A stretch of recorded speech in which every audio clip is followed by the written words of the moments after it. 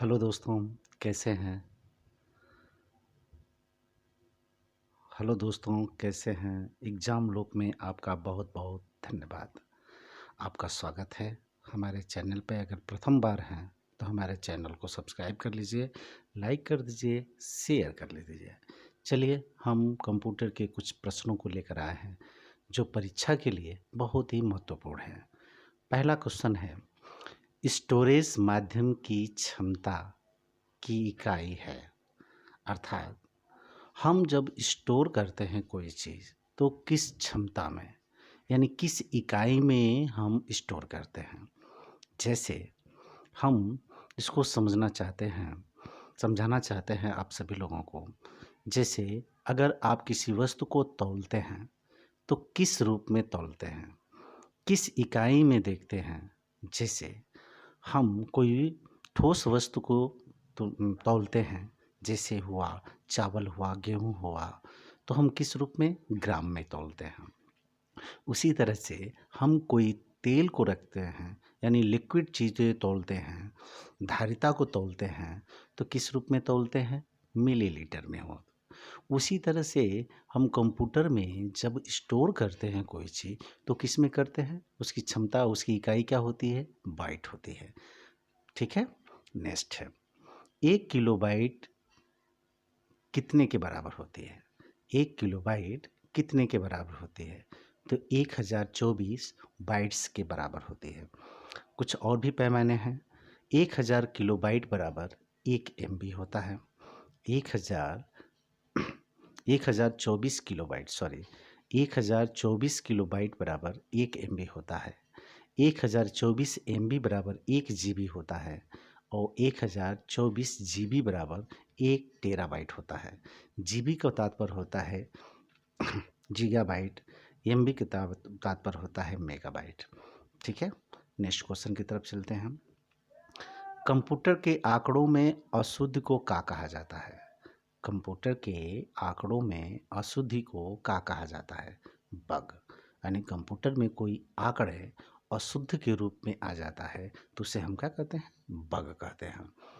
Memory शब्द किससे संबंधित है?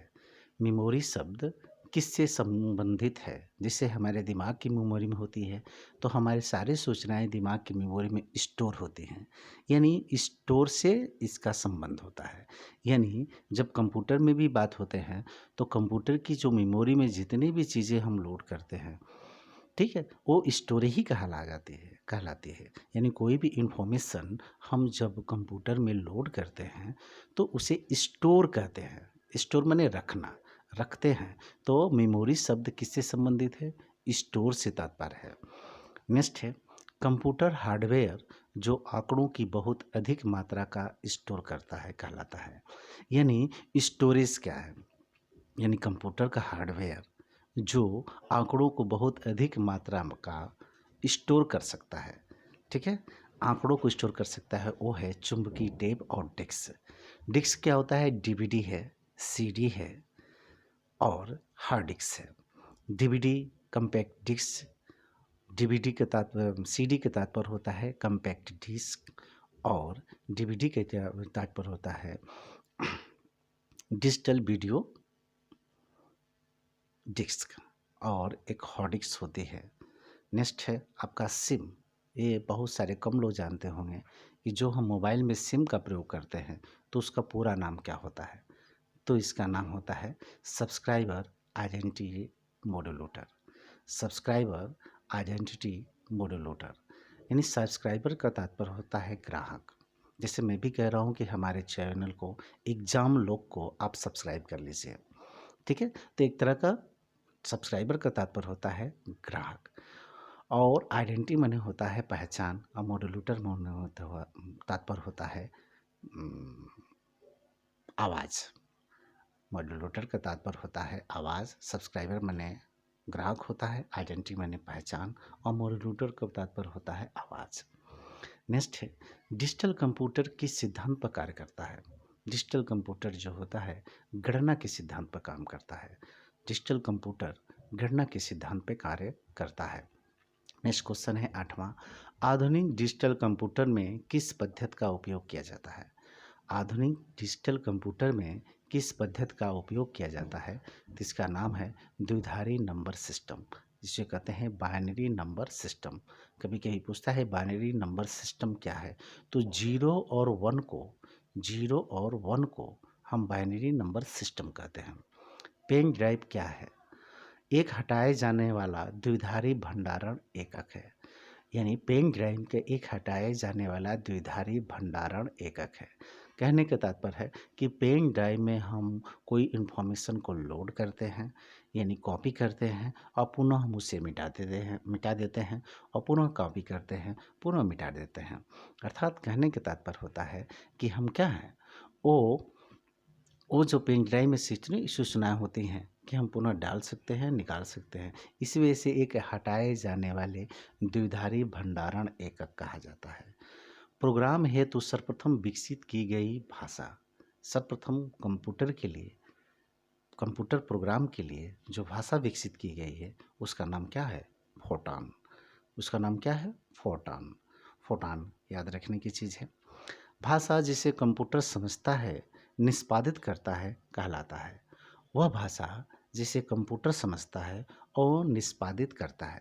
यानी कंप्यूटर हमारी डायरेक्ट भाषा को नहीं समझता। कंप्यूटर के लिए एक खास भाषा होती है और उसके बाद एक और भी भाषा होती है।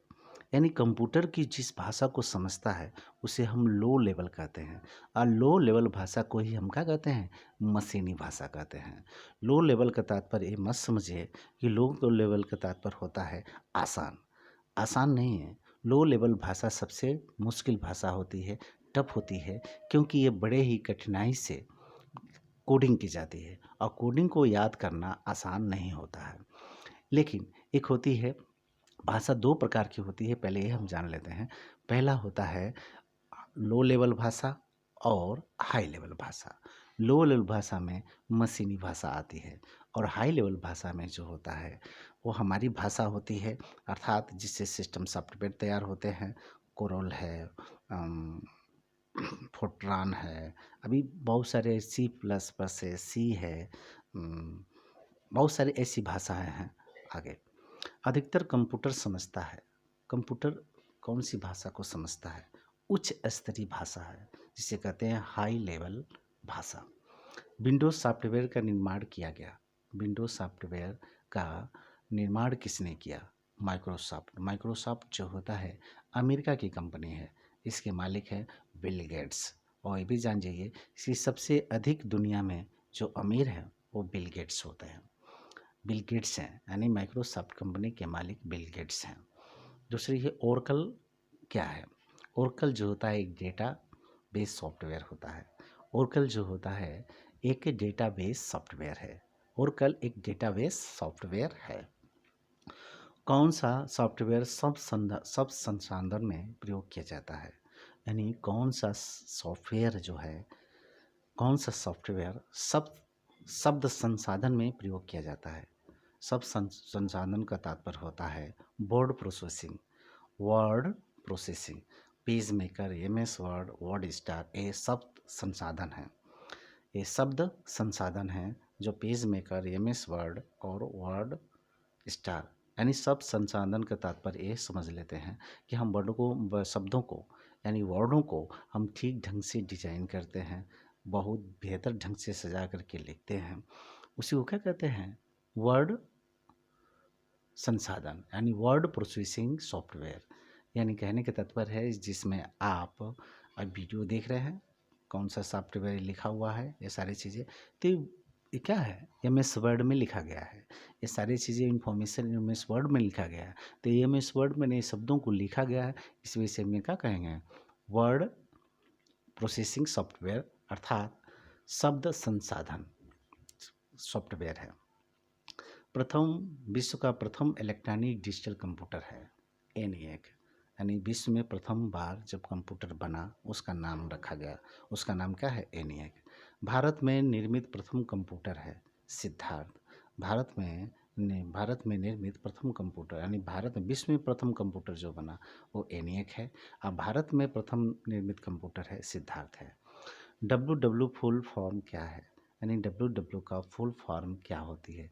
वर्ल्ड वाइड वेब है। वर्ल्ड वाइड वेब, वर्ल्ड का तात्पर्य होता है संचार, संसार, और वाइड का तात्पर्य होता है फैला हुआ, और वेब का तात्पर्य होता है नेटवर्क यानी जाल। यानी पूरे दुनिया में फैला हुआ जाल को क्या कहते हैं? डब्ल्यू।